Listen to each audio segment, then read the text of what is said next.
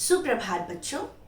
आज स्टैंडर्ड 2 की हिंदी कक्षा में आप लोगों का स्वागत है। बच्चों, कौन ऐसा छोटा प्यारा नन्हा सा जानवर है जिसके रोए होते हैं, वह सफ़ेद रंग का होता है, वह गाजर खाना पसंद करता है, घास खाना पसंद करता है, हरी पत्तियाँ और फल खाना पसंद करता है। अब तो आप समझ ही गए होंगे। हाँ, वह जानवर छोटा प्यारा नन्हा सा खरगोश है। आज मैं एक नन्हे जानवर चिंकू खरगोश की कहानी आप लोगों को सुनाने जा रही हूँ। बच्चों, अनमोल रतन पुस्तक निकालिएगा। उसमें पाठ 3 चिंकू खरगोश। कल आप लोगों ने पिछले पाठ में आप लोगों ने बकरी और भेड़िया की कहानी सुनी थी पाठ 2 में, और पाठ 3 में फिर एक और अच्छी कहानी सुनने जा रहे हूँ। बच्चों, एक बड़ा सा बाग था। उसमें एक चिंकू खरगोश अपने माता पिता के साथ रहता था। वो बहुत प्यारा था, सब कोई उसे बहुत प्यार करते थे। वह बाग में इधर उधर उछल कूद करता था, चारों तरफ घूमता था, कभी किसी झाड़ी के पीछे छुपता था, कभी किसी झाड़ी के पीछे छुपता था। उसे बहुत मजा आता था और दिन भर दौड़ता भागता रहता था, मस्ती करता था। एक बार ऐसा हुआ कि बाग के पेड़ पौधे सूख गए, तो उसकी मम्मी पापा ने कहा, बेटा पत्ते सूख गए हैं, हरी घास नहीं है, हम लोग तुम्हारे लिए हरी घास लाने के लिए थोड़ी दूर जाएंगे, तुम घर से बाहर मत निकलना। चिंकू ने कहा, ठीक है। थोड़ी देर वह मम्मी पापा का इंतजार करते रह गया, लेकिन थोड़ी देर हो गई, कोई नहीं आया, तो वह परेशान हो गया। वह घर का दरवाजा खोलकर और घर के दरवाजे पर खड़ा हो गया। जैसे वह खड़ा हुआ, बाहर ठंडी ठंडी हवा चल रही थी, उसे बहुत मजा आ रहा था। वो फिर थोड़ा और आगे बढ़ा, उसके बाद और ठंडी हवा में मस्ती करने लगा। फिर थोड़ा दूर टहलने लगा। टहलते टहलते उसे मस्ती सूझी और वह दौड़ने लगा। वह भूल गया कि उसकी मम्मी ने उसे क्या कहा है। दौड़ते दौड़ते वह गया और सामने एक छोटा सा तालाब था। वह तालाब में छपाक से कूद गया।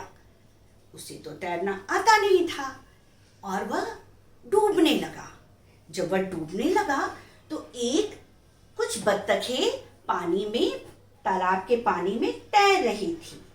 एक बत्तख ने उसकी जान बचाने के लिए चोंच से उसे उठाकर अपनी पीठ पर रख लिया और उसे किनारे ले आई और उससे पूछी कि तुम्हें तैरना आता है? तो उसने कहा, नहीं। तो फिर तुम पानी में कूदे क्यों? तो खरगोश की गलती थी, वह बेचारा चुप रहा। फिर बत्तख ने कहा कि जिस काम को आप नहीं जानते हो उस काम को नहीं करना चाहिए। पहले तुमको तैरना सीख लेना चाहिए, उसके बाद पानी में जाना चाहिए। बत्तख चुपचाप बत्तख बोलता रहा और खरगोश उसकी बात सुनता रहा, क्योंकि उसकी गलती थी। बाद में उसने कहा, हाँ आपने ठीक कहा है, अब मैं तैरना सीखकर ही पानी में कूदूंगा। बच्चों, जिस काम को आप अच्छी तरह नहीं जानते हो उस काम को पहले सीख लेना चाहिए, मम्मी से, पापा से, भैया से, दीदी से, उसके बाद उस काम को करना चाहिए।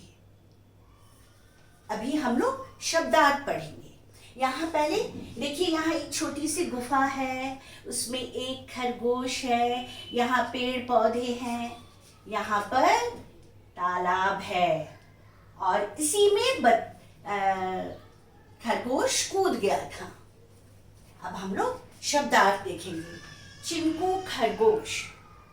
शब्दार्थ: बाग, बगीचा, बगीचा में फूल खिलता है।